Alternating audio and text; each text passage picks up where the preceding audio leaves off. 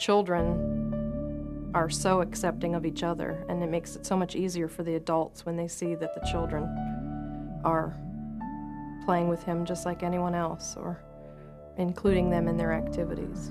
One of the joys of working with children with disabilities is to help them to grow and learn and be all that they can be in an inclusive environment. I think that sometimes people don't think that children with disabilities can do certain skills or learn certain things, but when you see them reach a milestone, to be able to talk, to be able to walk, take that first step, to do things that they couldn't do before, or things that people didn't think that they could do, that's a joy, and you feel that you're a part of it, and you feel you have really made an impact.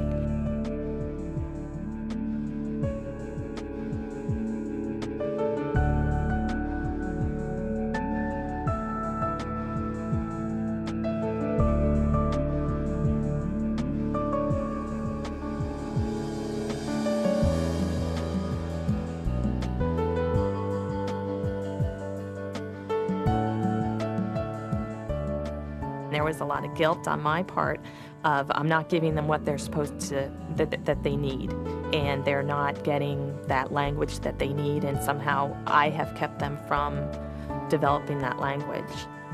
So to be able to talk with other people who say, no, it's perfectly normal, you're doing everything you can, and they're making progress, and things should be just fine. And for me, I mean, it's been a huge help for me just to have that someone to talk to and say, no, you're doing a good job, it's okay.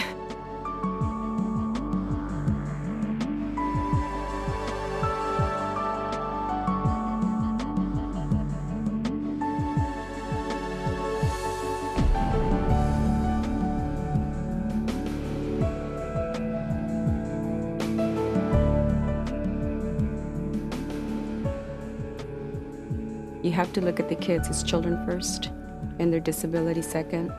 Look and see what it is that they can do versus what they can't do, and then start from there.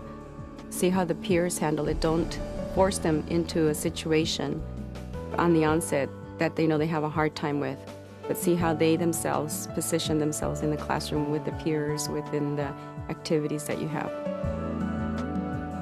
The Early Head Start staff was really great on learning how to use his equipment to help make him feel like he's not somebody special, but he is just another child in the classroom.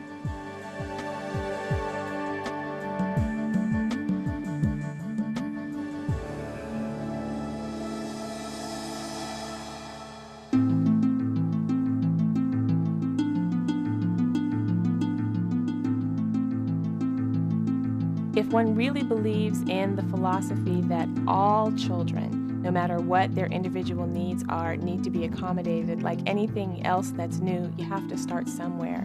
And so I think the first step is just exposure. Many people just haven't been around infants and toddlers with disabilities before, and I think that there's a certain fear that's involved, like anything else that's new, if you haven't been exposed. And so I would say to new staff, it's okay.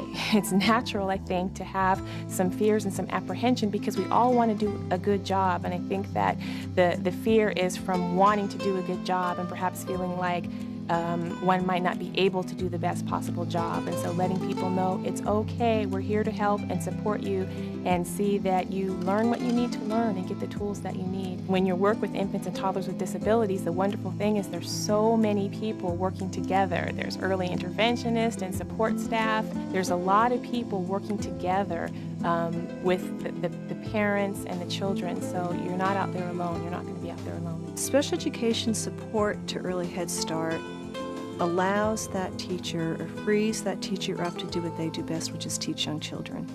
And what we're doing is maybe giving suggestions or strategies to meet the individual needs of a particular child, but really it's enabling her to do her job, which is to provide quality education services to young children. It's really important for a team of professionals and parents to collaborate for the good of the child. We ask resources of our infant parent program, and we come to the table with them and talk to them about what a particular child needs. And they have expertise in a variety of areas. And we also call the parent, and they know the child better than anyone else, And so we always go to them and use them as a resource to get information to help us in the classroom. I see my role with the family mostly as a facilitator to help them help their child reach whatever potential it is that they're going to reach.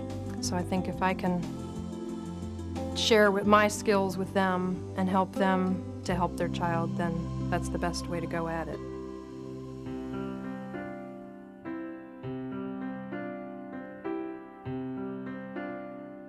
It's very rewarding to see the children go on to a preschool program, preschool Head Start, state preschool, full-day childcare, because the children have confidence in their abilities. They've been in a setting with their peers.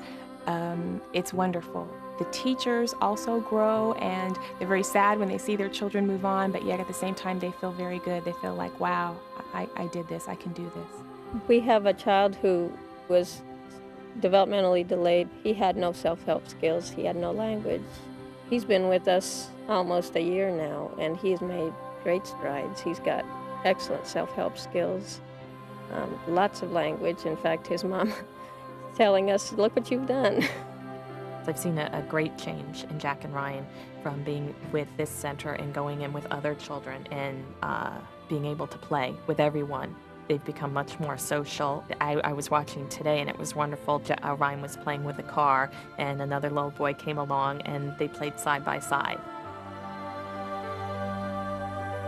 I think the benefits would just be amazing, and would really, without sounding corny, but really just change the face of our society. Because if you take care of the children, especially those children who are challenged, those children who have special needs, we take care of those children, then the ripple effect would be would be amazing. Would really be amazing.